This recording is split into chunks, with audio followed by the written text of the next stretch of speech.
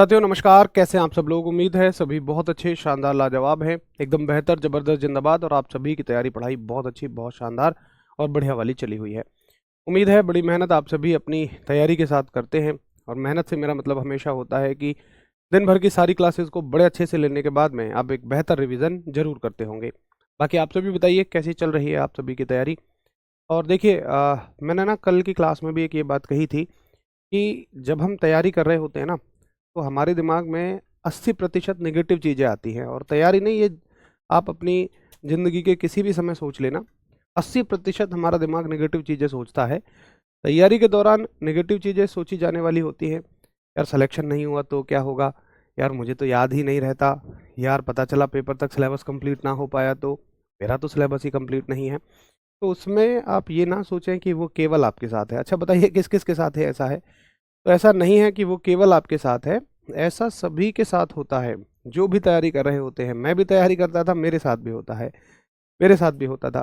तो बिल्कुल भी इन बातों से ना घबराएं, कोशिश करें उस बात को पॉजिटिविटी में बदलें, अपने ऊपर एक भरोसा रखें, कहें कि नहीं, मैं तैयारी कर रहा हूँ, कर रही हूँ, मैं मेहनत कर रहा हूँ, कर रही हूँ, निश्चित तौर पर मैं एक वर्दी को लेकर जाऊंगा, जाऊंगी।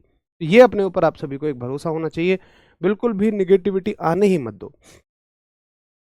चलिए बाकी तो सभी को नमस्कार, जय हिंद, राधे राधे भाई। शुरू कर दी जाए फिर आज की कहानी। आज एक बड़े ही लाजवाब से चैप्टर पर हम चलेंगे। एक बड़ा बेहतरीन चैप्टर हम शुरू करेंगे और जिसका नाम है ग्रेविटेशन यानी कि गुरुत्वाकर्षण। चैप्टर का नाम डालेंगे आप सभी ग्रेविटेशन, गुरुत्वाकर्षण।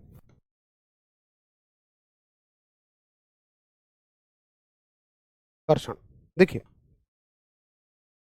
क्या होता है ग्रेविटेशन, क्या होता है गुरुत्वाकर्षण में।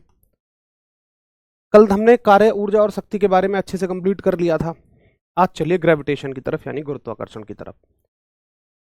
देखिए ये कहानी है पूरी की पूरी उस रहस्य की जिसको मैंने सबसे पहले दिन की क्लास में बताया था। आपको याद होगा जब पहले दिन की हमने क्लास ली थी तो मैंने आपको बताया था कि भौतिक विज्ञान प्रकृति का अध्ययन है और प्रकृति के पास बहुत सारे रहस्य हैं। उनमें से एक रहस्य ये था कि कैसे सूर्य सारे ग्रहों को अपनी ओर नचा रहा है। क्यों वो ग्रह सूर्य को अपनी ओर नहीं नचा लेते, जबकि सूर्य सबका दादा बना बैठा सभी को अपने आसपास नचा रहा है। तो आज आप उसका कारण सीखेंगे।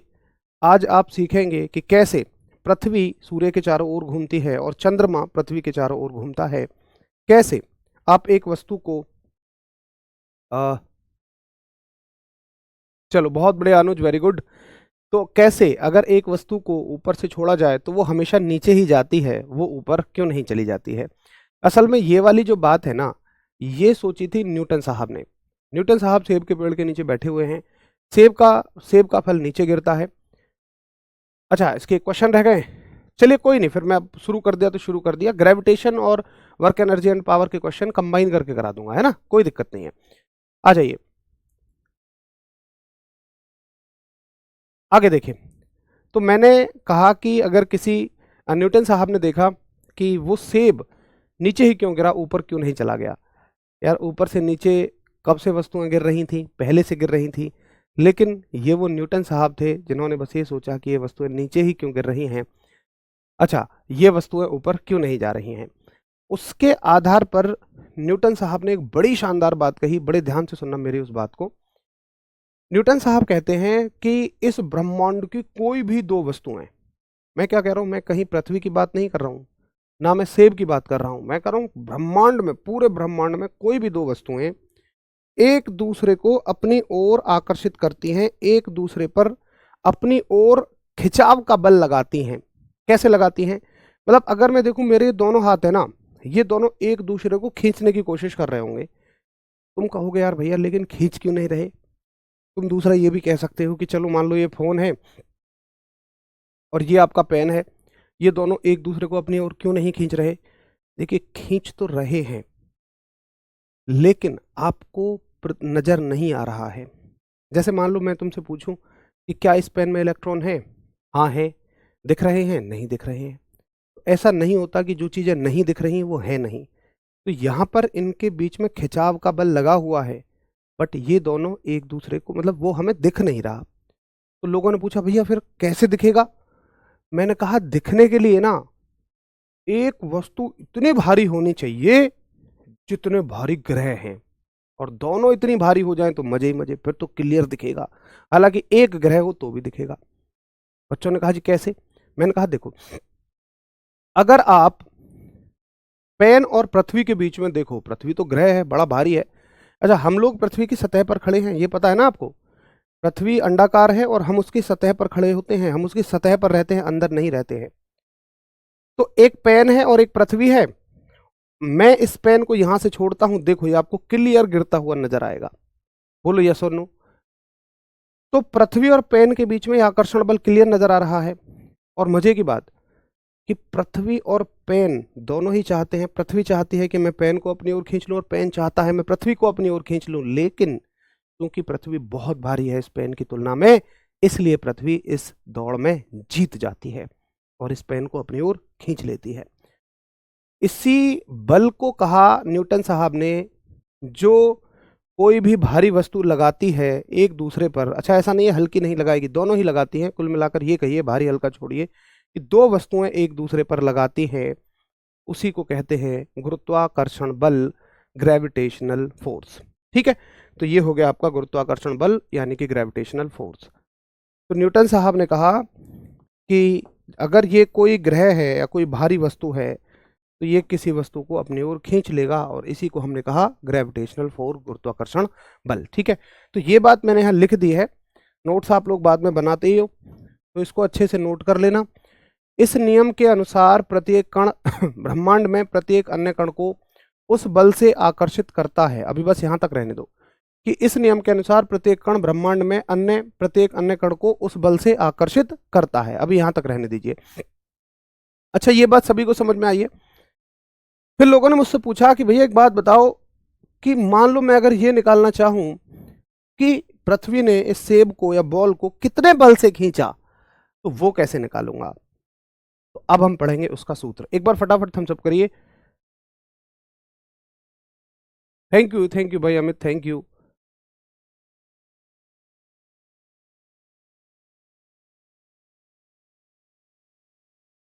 अगर आप साथ में नोट करते हैं, इसको बाद में नोट कर लेना है ना, जो चीजें मैं आपको पीडीएफ की फॉर्म में पढ़ाऊं उसको आप थोड़ी जगह छोड़ के बाद में नोट कर लिया करूंगा।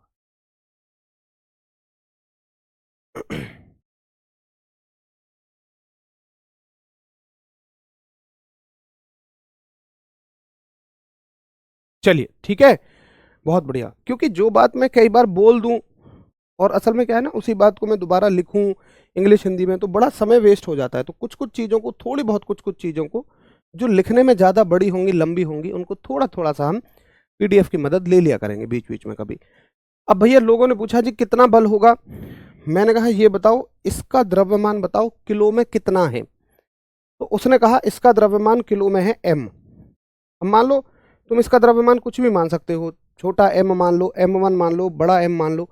जनरली मैं बड़ी चीज़ों का बड़ा m, छोटी चीज़ों का छोटा m मान लेता हूं। अच्छा, दूसरी चीज़,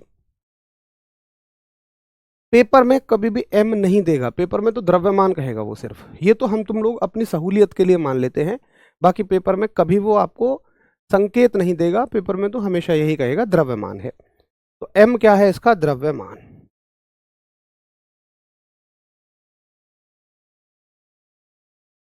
m है द्रव्यमान यानी कि मास, और इसका द्रव्यमान मान लेते हैं स्मॉल m। ठीक, और इनके बीच की जो सेंटर से सेंटर तक की दूरी है, ये दूरी, इसको मान लेते हैं r। केंद्र से केंद्र तक की जो दूरी है उसको हमने क्या मान लिया? r। तो न्यूटन साहब ने एक बात कही, इनके बीच लगने वाले बल के लिए एक सूत्र दिया, और सूत्र था बड़ा जी दोनों द्रव्यमानों की गुणा और दूरी का स्क्वायर। ये सूत्र कहाँ से आया, इस बात से कभी कोई सवाल नहीं बनता, लेकिन इस सूत्र को बोलोगे कैसे, इस बात से जरूर सवाल बन जाता है। अभी आप बड़े जी को थोड़ी देर के लिए होल्ड कर दो, इसको मैं बाद में बताऊंगा क्या होता है। और अब तक तो आप अनुक्रमानुपाती, व्युत्क्रमानुपाती, समानुपाती, इनवर्सली प्रोपोर्शनल, डायरेक्टली प्रोपोर्शनल कहना सीख गए होंगे। एक बार ईमानदारी के साथ दिल बनाकर भेजना जो इस फॉर्मूले को परिभाषा में लिख पाए। मैं बता रहा हूं कैसे लिखना है। मैं कह रहा हूं कि बल जो है वो पेपर में ये बात बोलता है कि बल जो है वो दोनों द्रव्यमानों के गुणनफल के समानुपाती होता है या कहो अनुक्रमानुपाती होता है। Product of mass is directly proportional to the force. हालांकि ये बात मैं पहले भी बता चुका हूं, फिर भी मैं फिर दोबारा बता रहा हूं। देखिए, जो सामने लिखे होते हैं वो होते हैं समानुपाती या अनुक्रमानुपाती यानी डायरेक्टली प्रोपोर्शनल। यानी कि बल जो है द्रव्यमानों के गुणनफल के समानुपाती होता है। Force is directly proportional to product of the mass. और जो नीचे लिखे होते हैं इस सूत्र के वो व्युत्क्रमानुपाती होते हैं, इनवर्सली प्रोपोर्शनल होते हैं। तो बल इनवर्सली प्रोपोर्शनल होता है, व्युत्क्रमानुपाती होता है दूरी के वर्ग के। ये दो बातें आपको पेपर में पूछेगा कि बताइए गुरुत्वाकर्षण नियम के लिए सत्य क्या है, कि बल द्रव्यमानों के गुणनफल के समानुपाती होता है, या बल द्रव्यमानों के गुणनफल पर निर्भर नहीं करता, या बल द्रव्यमानों के गुणनफल के व्युत्क्रमानुपाती होता है, या बल दूरी के वर्ग के समानुपाती होता है। तो 4 स्टेटमेंट देगा, उनमें से एक सही होगा।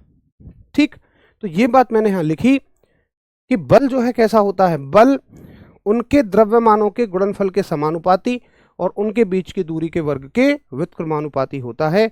Force is proportional to the product of their mass and inversely proportional to the square of the distance between them. अभी बड़े जी की भी बात करेंगे। एक बार बताइए, हाँ जी मुझे समझ में आ गया है बड़े अच्छे से। और आप इतना ही फॉर्मूला पढ़ो, एक काम करो इसको हटा ही दो, ये कंफ्यूज ही बाकी करेगा। इसको हमने हटा दिया और केवल हम कितना पढ़ रहे हैं, ये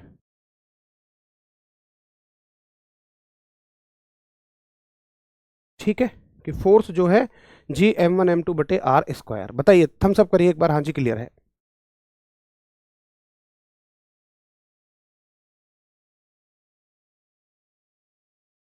हाँ बिल्कुल नहीं गिरेगी भाई मोहम्मद भाई।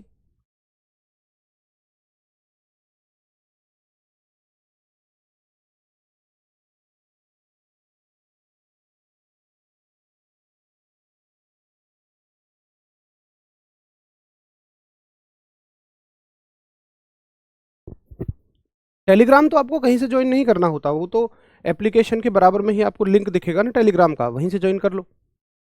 बिल्कुल बिल्कुल नहीं भाई मोहम्मद भाई, बिल्कुल सही सोच रहे हो आप।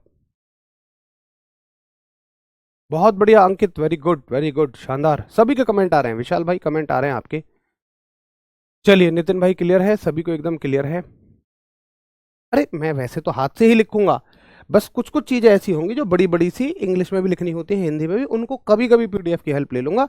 बाकी मैं ज्यादातर चीजें हाथ से ही लिखूंगा, मजा नहीं आता है। ठीक है, मैं समझता हूँ उस बात को, हाथ से लिखने पर ज्यादा समझ में आता है, कोई बात नहीं, हाथ से ही लिखूंगा मैं। अभी बस इतना बताइए कि हाँ जी ठीक है, ये परिभाषा मुझे अच्छे से समझ में आ गई है। अब चलते हैं कि ये बड़ा जी क्या बवाल है। तो देखिए जो बड़ा जी है ना ये क्या है, असल में ये न्यूटन साहब ने नहीं दिया था, और इसके बगैर सूत्र कंप्लीट नहीं होता। तो न्यूटन साहब का सूत्र कंप्लीट नहीं हो रहा था, उन्हें चाहिए था एक नियतांक। ज्यादातर फॉर्मूलों में नियतांक आने से ही फॉर्मूले पूरे होते हैं, कांस्टेंट आने से ही सूत्र पूरे होते हैं। अब न्यूटन भैया उदास बैठे हैं, उनके एक दोस्त हैं हेनरी कैवेंडिश साहब। उन्होंने कही, अरे न्यूटन क्या हुआ भाई। न्यूटन साहब ने कहा, यार एक बहुत बड़ी खोज की है। अच्छा पता है मजे की बात, कि ये गुरुत्वाकर्षण ऐसी खोज नहीं है कि जो बस पहली बार में न्यूटन साहब के दिमाग में आई। ये खोज तो सालों से चली आ रही थी, सौ साल पहले से चली आ रही थी। आप गैलीलियो साहब उठाओ, कोपरनिकस साहब उठाओ, केपलर साहब उठाओ, सब ने इसके बारे में कुछ कुछ खोज की थी, लेकिन कोई भी ना 100% सटीक रिजल्ट नहीं दे पाया था। और उन्हीं का थोड़ा थोड़ा सा डेटा लेकर न्यूटन साहब ने इस खोज को आगे बढ़ाकर अंजाम दिया था, चोरी वोरी करके नहीं दिया था। अरे जब कोई इंसान चला ही गया इस दुनिया से, वो खुद कह रहा है अपने शिष्य से, केपलर साहब के शिष्य थे न्यूटन साहब, केपलर साहब ने खुद कहा था न्यूटन जी से कि ये मैंने आज तक की रिसर्च की है और मुझे तुझ में तेरे ऊपर भरोसा है, तो मुझे थोड़ा सा तीव्र बुद्धि का लगता है, इससे पढ़कर कोई कंक्लूजन निकाल लेना। तो न्यूटन साहब ने कहा हेनरी कैवेंडिश साहब से कि यार मेरे गुरुजी ने कही थी और मेरे गुरुजी की बात भी मैं पूरी नहीं कर पा रहा हूँ। एक सूत्र निकाला है मैंने गुरुत्वाकर्षण का, लेकिन उसे पूरा नहीं कर पा रहा हूँ। तो कैवेंडिश साहब ने कहा, क्या हुआ, कि मुझे एक नियतांक नहीं मिल रहा। तो कैवेंडिश साहब ने कहा, ले भाई ये नियतांक है, इसे लगा ले और तेरा सूत्र हो जाएगा पूरा। तो ये नियतांक हेनरी कैवेंडिश साहब ने दिया, और इस नियतांक को हम बोलते हैं सार्वत्रिक गुरुत्वाकर्षण नियतांक। चूंकि ये गुरुत्वाकर्षण से संबंधित है, चूंकि ये ग्रेविटेशन से रिलेटेड है, चूंकि ये गुरुत्वाकर्षण से संबंधित है, इसलिए इसको बोलते हैं गुरुत्वाकर्षण नियतांक, ग्रेविटेशनल कांस्टेंट। अब सार्वत्रिक क्यों बोला जाता है इसे, खाली नियतांक क्यों नहीं बोल देते हो? देखिए, नियतांक दो तरह के मिलेंगे आपको पूरी भौतिक विज्ञान में। एक नियतांक ऐसे होंगे जो शर्तों की मोहब्बत करेंगे, यानी कि वो शर्तों पे नियतांक होंगे, वो कहीं नियतांक होंगे कहीं नहीं होंगे। और एक नियतांक ऐसे होंगे, नियतांक का मतलब जानते हो, नियत अंक, तोड़ के देखो ना, नियत अंक, ऐसा अंक जो हमेशा नियत रहे। नियत का मतलब हमेशा एक जैसा रहे, कभी भी ना बदले। तो कुछ नियतांक तो ऐसे होंगे कि कुछ जगहों पर नियतांक रहेंगे और कुछ जगहों पर बदल जाएंगे। लेकिन गुरुत्वाकर्षण ऐसा नियतांक है कि ये कभी भी नहीं बदलेगा, कभी भी नहीं का मतलब कभी भी नहीं बदलेगा। पूरे ब्रह्मांड में कहीं भी चले जाओ तुम, चंद्रमा, पृथ्वी, आकाश पाताल, कहीं चले जाओ, वस्तुओं के बीच में हवा है, पानी है, कुछ भी भर दो, ये कभी भी नहीं बदलेगा। तो ऐसे नियतांकों को कहते हैं सार्वत्रिक, यानी जो सर्वत्र समान है, पूरे ब्रह्मांड में समान है। यूनिवर्सल का मतलब क्या होता है? थ्रू आउट यूनिवर्स सेम है, तो इसको बोलते हैं यूनिवर्सल ग्रेविटेशनल कांस्टेंट। और सवाल आता है यूनिवर्सल ग्रेविटेशनल कांस्टेंट से, तो हेडिंग डालेंगे जी, यानी कि यूनिवर्सल ग्रेविटेशनल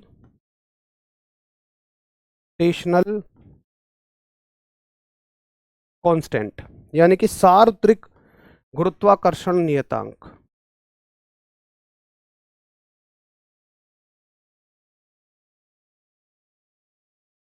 सार्वत्रिक गुरुत्वाकर्षण नियतांक। अच्छा, इसको इधर ही लिख लेता हूं ना, थोड़ी जगह बच जाएगी। और ये हो गया भाई अपना दोस्त कैपिटल जी, ठीक है जी, ये हो गया बड़ा जी। अब सवाल आता है कि बड़े जी की खोज किसने की, तो लिखेंगे बड़े जी की खोज करने वाले वैज्ञानिक हैं हेनरी कैवेंडिश साहब, न्यूटन साहब नहीं है, हेनरी कैवेंडिश। ठीक, सवाल आएगा इसका मान कितना होता है, इसकी वैल्यू कितनी होती है, तो वैल्यू होती है 6.67 गुणा 10 की पावर -11। मात्रक न्यूटन, मीटर की पावर 2, किलोग्राम की पावर 2। कई बार वो इसको ऐसे भी लिख देगा, किलोग्राम को ऊपर ले जाएगा और किलोग्राम की पावर -2 कह देगा। ठीक है, दूसरा सवाल है। तीसरी बात देखिए, सवाल आएगा क्या इसका मान कहीं बदलता है, कभी भी नहीं। और पता है, ये लाइन तो शायद लिखनी ही नहीं चाहिए, क्योंकि जब हमने कह दिया सार्वत्रिक उसके सामने लग गया, यार मान लो एक राजा है, तुम कहो राजा साहब थोड़ी बहुत ताकतवर हो, तो राजा को गुस्सा आएगा, राजा कहेगा यार मैं राजा हूं यार, इसीलिए तो मैं राजा हूं क्योंकि मैं ताकतवर हूं और ये मुझसे यही बात पूछ रहा है, तो इसको भी गुस्सा आ जाता है यूनिवर्सल ग्रेविटेशनल कांस्टेंट को, जब हम ये कहते हैं इसका मान कभी नहीं बदलता। ये कहता है यार मेरे नाम के सामने यूनिवर्सल लगा ही इसलिए है, तो आप कहोगे इसका मान कभी नहीं बदलता, इसका मान कभी नहीं बदलता।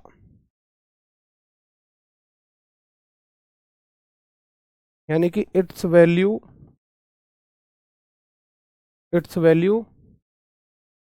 नेवर चेंजेस, इसकी वैल्यू कभी भी नहीं बदलती है, इसका मान कभी भी नहीं बदलता है। करिए जी एक बार हम सब, हाँ जी मुझे समझ में आ गई हैं ये तीनों बातें, बिल्कुल हो जाएगा भाई विवेक भाई, बिल्कुल हो जाएगा, निश्चिंत रहिए।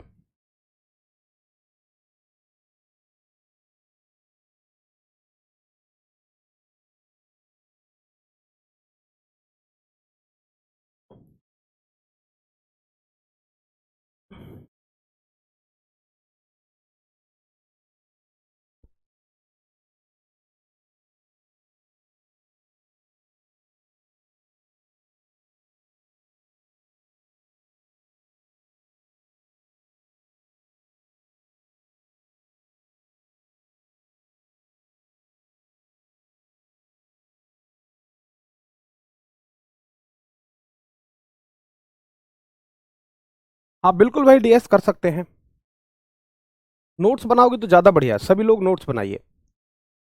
ठीक है भैया, तो यहां से ये तीनों सवाल आएंगे, तीनों ही अपने आप में इंपॉर्टेंट है। अगर आप मुझसे पूछो इसमें इंपॉर्टेंट कौन सा है, तो तीनों के तीनों ही इंपॉर्टेंट है। ये भी इम्पोर्टेंट है, वैल्यू भी इम्पोर्टेंट है, इसका मात्रक भी इम्पोर्टेंट है, और ये कभी नहीं बदलता, ये तो इम्पोर्टेंट है ही।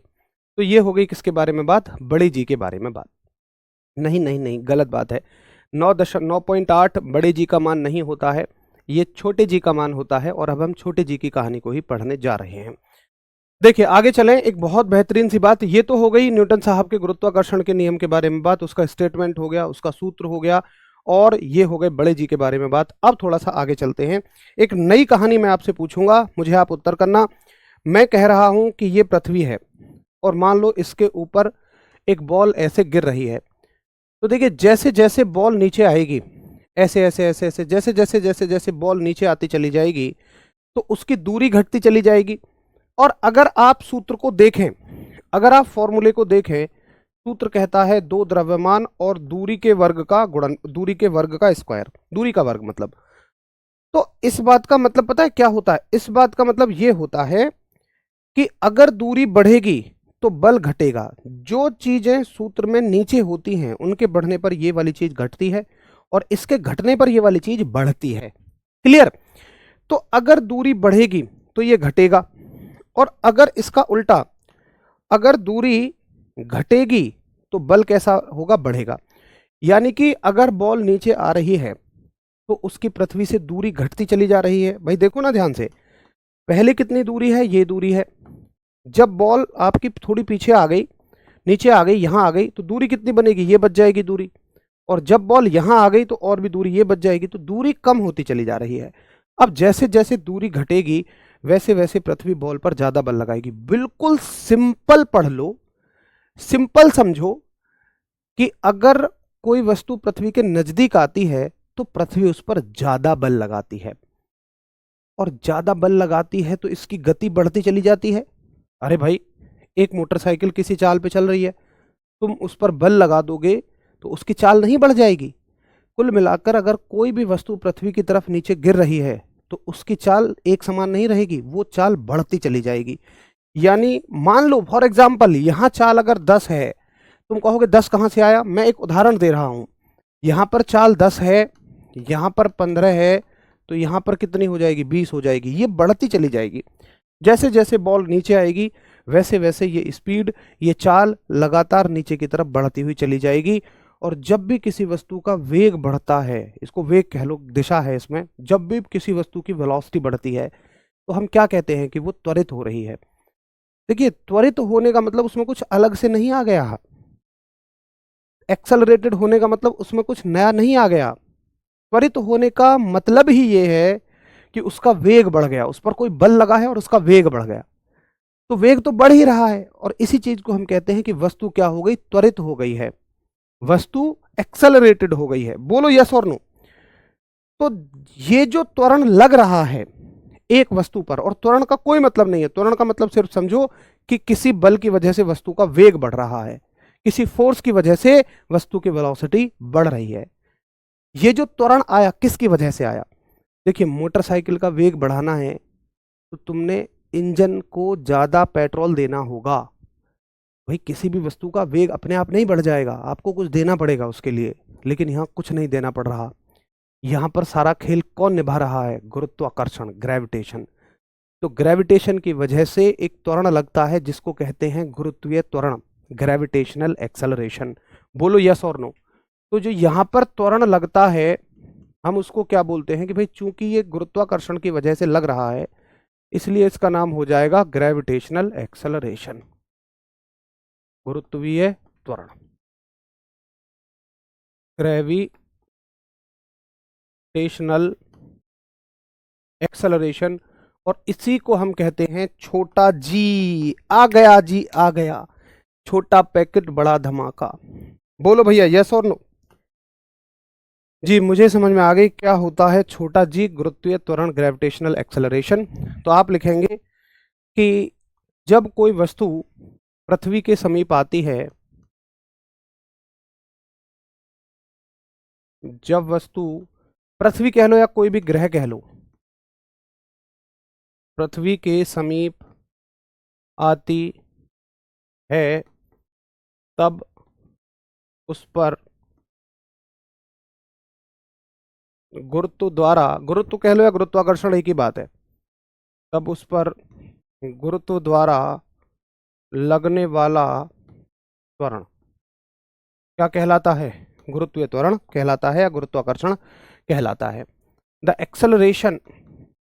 Acceleration exerted due to gravity, the acceleration exerted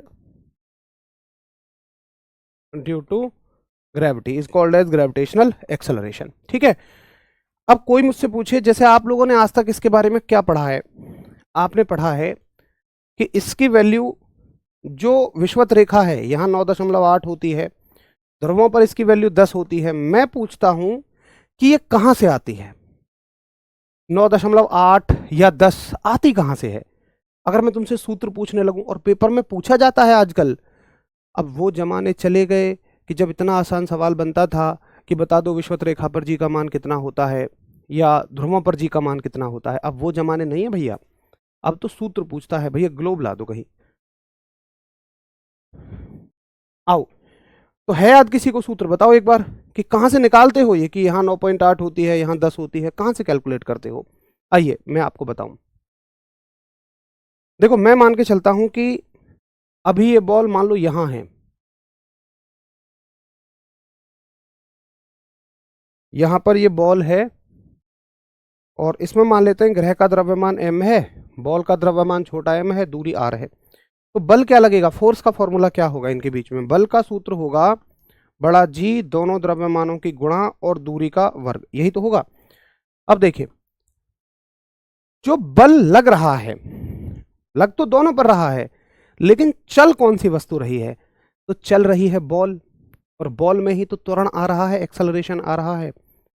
अगर आपको याद हो, सदियों पुरानी बात है, हमने पढ़ा था न्यूटन साहब का दूसरा नियम, और वो कहता था F बराबर ma कहता था।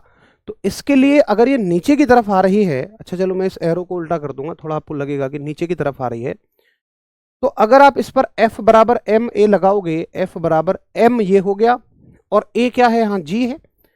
a क्या होता था वहां? त्वरण, उसका काम कौन करेगा? g। अब कोई ये कहे कि भैया मुझे F बराबर m में ही नहीं पता, तो भैया जी आप फिर पीछे से क्लास लो, सही से शुरू से क्लास लो, सारी चीज़ों को पढ़ो। इसीलिए मैं कहता हूँ रिवीजन करके आया करो। फिजिक्स में पिछले चैप्टरों के सारे कंसेप्ट कहीं भी इस्तेमाल हो सकते हैं, इसलिए आपको हर पल तैयार होकर बैठना पड़ेगा। तो फॉर्मूला था F बराबर m में, और a की जगह हम यहाँ क्या लिख देंगे? g लिख देंगे। मतलब मैं F की जगह क्या लिख सकता हूँ? mg लिख सकता हूँ। तो mg बराबर हो गया आपका g m गुणा m बटे r का स्क्वायर। m से m कट जाएगा, ये बचेगा g बराबर जी एम बटे आर का स्क्वायर। बोलो यस और नो। ये एक फॉर्मूला हमें यहाँ मिल गया कि स्मॉल जी बराबर कैपिटल जी एम बटे आर का स्क्वायर, और यही वो सूत्र है जिससे आप जी का मान निकालते हो, 9.8 या 10 निकालते हो। अब सुनो, एग्जैक्ट तुम इस सूत्र को कैसे पढ़ते हो?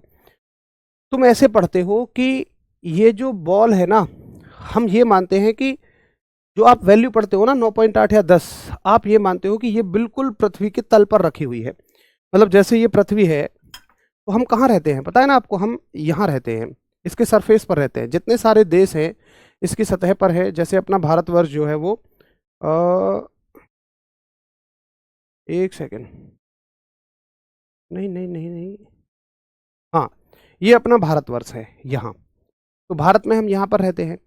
अब भारत के बीचों बीच से जो लाइन जाती है, अगर तुमने ज्योग्राफी में कभी पढ़ा हो, ये वाली जो लाइन है जो बीचों बीच से जा रही है, इसको बोलते हैं विषुवत रेखा, यानी कि equator.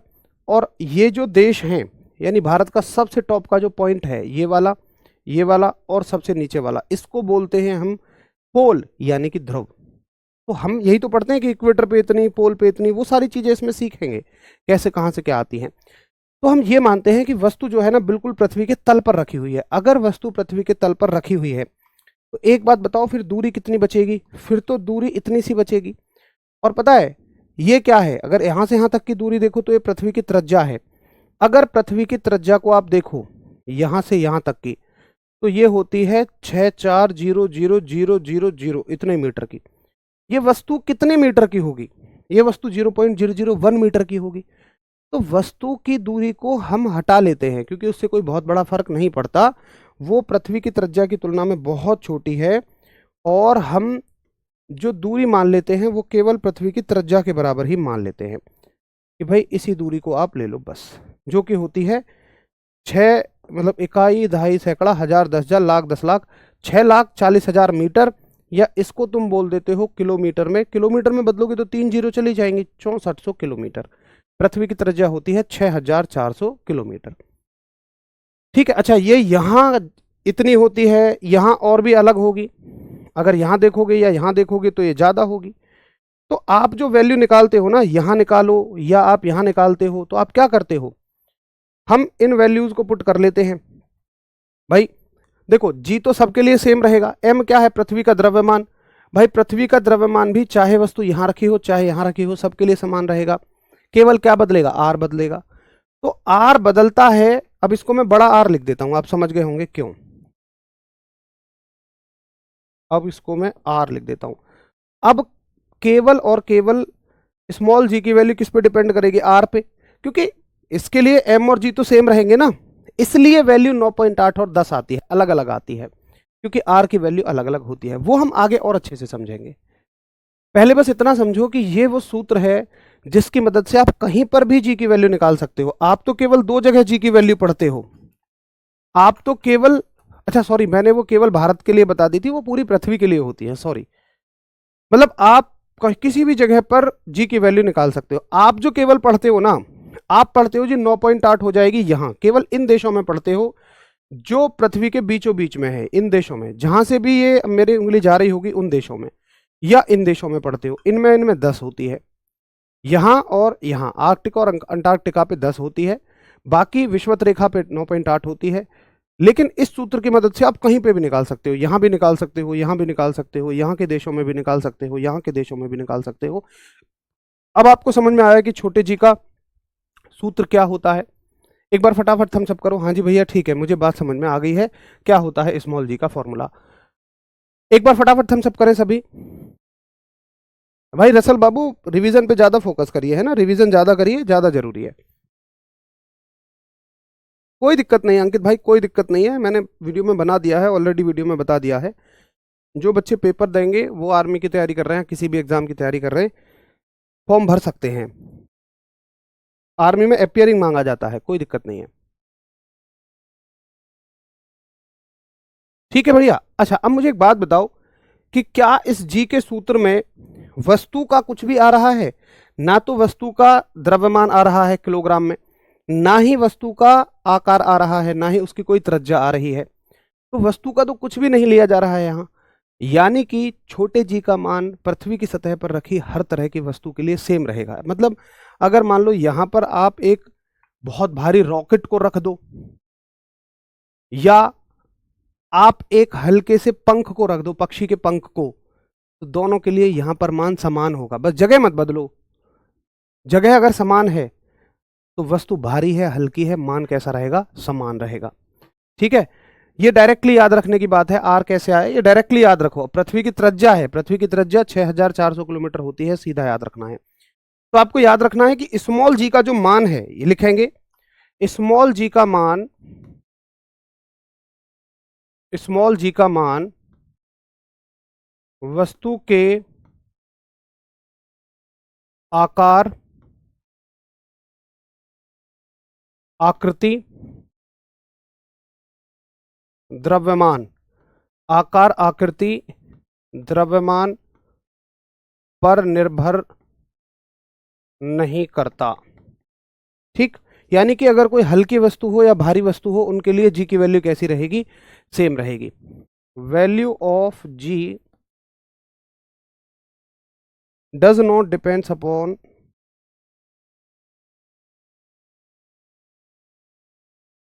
Value of G doesn't depends upon shape size and mass of a body. Shape size and mass of the body, ये निर्भर किस चीज पर करता है, ये केवल और केवल निर्भर करता है कि वस्तु रखी कहां है। यानी कि एक ही जगह पर रखी हल्की और भारी वस्तुओं के लिए जी का मान कैसा होगा, समान होगा। एक ही स्थान पर रखी वस्तुओं के लिए, एक ही स्थान पर रखी वस्तुओं के लिए जी का मान समान होगा। एक ही स्थान पर रखी वस्तुओं के लिए जी की वैल्यू इंग्लिश वाले कैसी होगी? सेम होगी। तो ये कहानी जो है आज सारी की सारी किसके बारे में रही है? एक तो हमने गुरुत्वाकर्षण के कंसेप्ट को पढ़ा है, उसके अलावा हमने पढ़ा बड़ा जी क्या है, उसके अलावा हमने पढ़ा छोटा जी क्या है, और छोटे जी का मान कहाँ कहाँ समान होता है। अब देखिए, मेरा एक प्रश्न आपसे है कि चलिए ये तो बात सही है कि अगर किसी एक जगह पर एक हल्की या भारी वस्तु रखी है तो छोटे जी का मान समान होगा, लेकिन अगर ये जगह ही बदल जाए, यानी कि मान लो एक बॉल है जो अभी यहाँ रखी है, वो कुछ गुरुत्वीय त्वरण महसूस कर रही है, अगर उसको आप यहाँ ले आओ, यहाँ ले आओ, तो क्या जी का मान बदलेगा? आप बताइए, यस और नो। अगर मैं उस वस्तु को उठाऊं, उस बॉल को, और चंद्रमा पर ले जाऊं, तो क्या बदलेगा उस बात में? उस बात में ग्रह का द्रव्यमान बदल जाएगा, क्योंकि पृथ्वी और चंद्रमा का द्रव्यमान समान नहीं है, तो ये वैल्यू बदल जाएगी। उसके अलावा अगर हम, पृथ्वी कुछ गति से गति कर रही है, पृथ्वी अपने अक्ष पर घूमती रहती है ना किसी गति से, अगर उस गति को बढ़ा दें या उस गति को घटा दें, तो क्या छोटे जी का मान बदल जाएगा? क्या अगर हम उस वस्तु को पृथ्वी की सतह से ऊपर ले जाएं या गड्ढा खोद के जमीन में अंदर ले जाएं, तो क्या जी का मान बदल जाएगा? तो भाई जी का मान हर तरह से बदलेगा। जी का मान जितनी भी मैंने स्थितियां बताई हैं सभी में बदलेगा, और ये पूरी एक क्लास का काम है ये समझाना कि जी का मान हर जगह बदलेगा।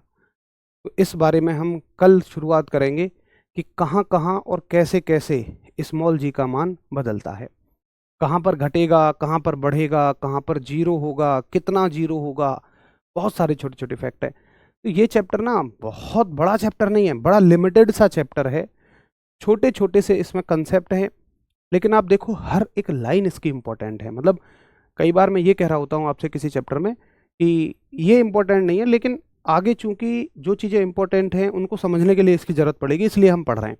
लेकिन यहाँ कुछ भी ऐसा नहीं है, यहाँ हर एक चीज़ बड़ी इंपॉर्टेंट है।